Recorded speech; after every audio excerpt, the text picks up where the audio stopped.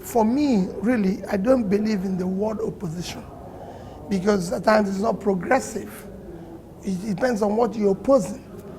You can be opposing what is wrong. But if you see what is right, why are you in opposition? You don't oppose what is right. The federal government of PDP under Jonathan was doing the right thing. So I didn't oppose them, I worked with them. Well, quite a lot. You know, for me, it was something welcoming. Being a governor serving a state, and then the president asks you to come and be his economic movement team, and became a special advisor on finance, which for me is an experience. And I can tell you, a lot happened within that team because it's made up of ministers and people from, call it the entrepreneurs and the people from the outside government who were allowed to contribute a lot in formulation of some of the policies you're seeing today.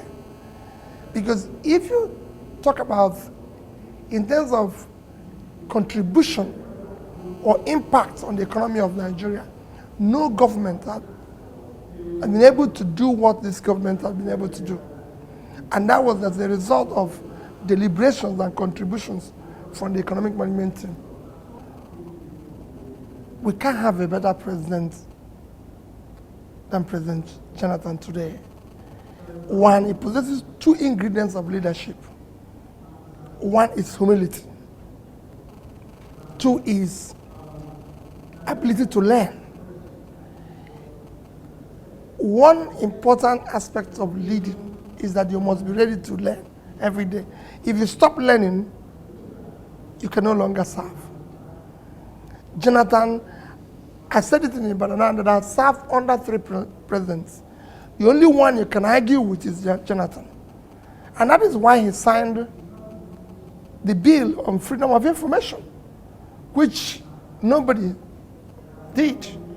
I mean, you can go on, whether it's in newspaper, in social media, and everything now, and call him all sorts of names and go home and sleep.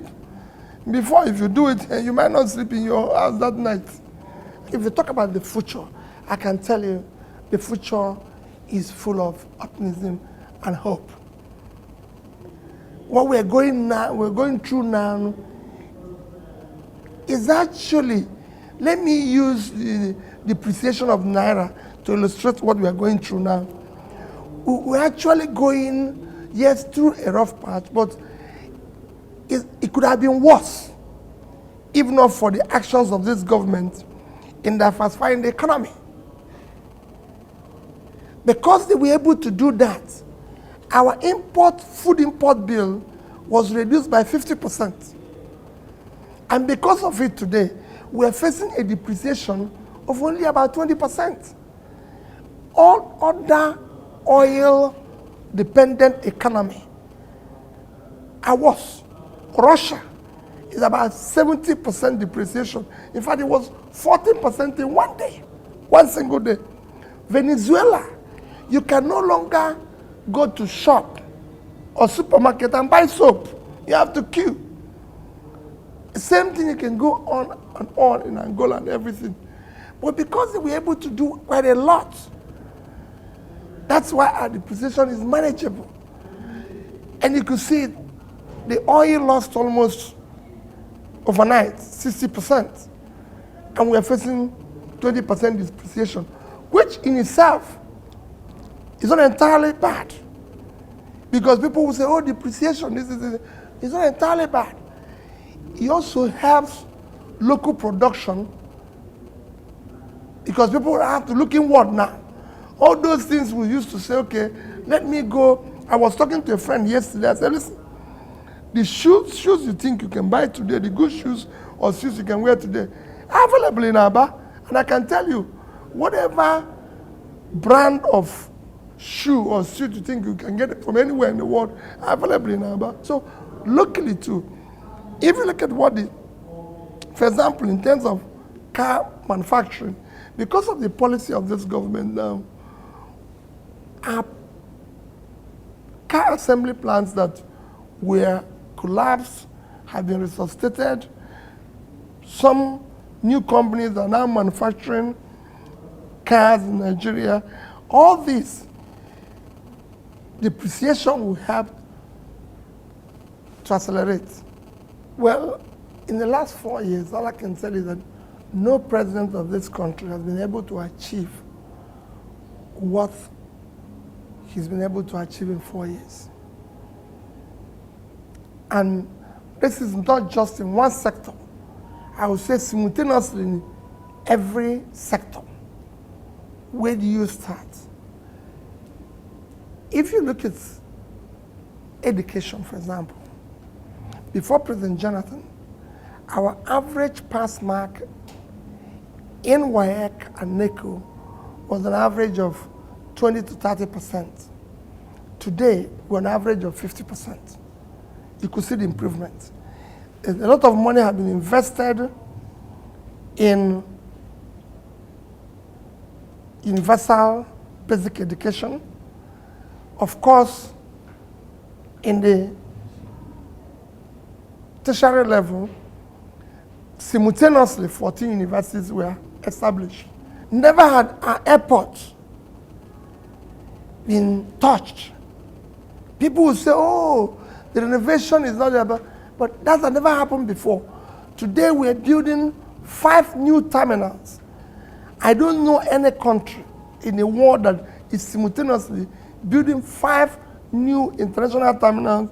One is going on in Lagos, in Kanu, in Abuja, in Port Harcourt, and Enugu simultaneously. The last time I saw train in this country was when I was a student at the University of Nigeria in 1983. But I had to go on a train in December from Port Harcourt to Enugu. So all this, I can go on and on in different other areas. Even what we are seeing today in social media. You know, these things were not there yesterday. They were all brought about by this government. He was the first president to say it on Facebook. Even some of us, when he went there, said, hey, wait a minute, don't go and put yourself into this type of business that you won't survive. But then, all that, other areas, where you look at today, we're talking about issue I mentioned before of assembling cars in Nigeria.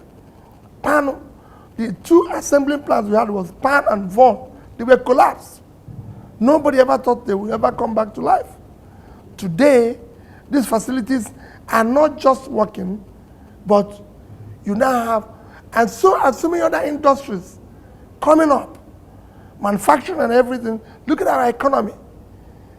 To just give you, in a nutshell, what between 2011 and 2013, every quoted companies, or call it 90% of the quoted companies, doubled both in value and in profit. Never had this country experienced that. That's why even when people say now, oh, we're going through a difficult part, I said, globally, economies are going difficult, whether it's in America or when people talk about depreciation of Naira, I said even Euro have lost 30% of its value to the dollar. So this is normal. His economy goes up and down. It cannot just go smooth all the way.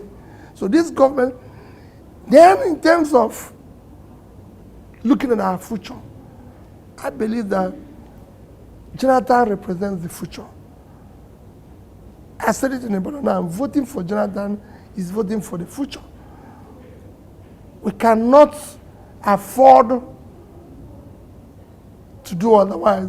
Is the Buhari, if I mention, is not a replacement for Jonathan. It's like talking about analog and digital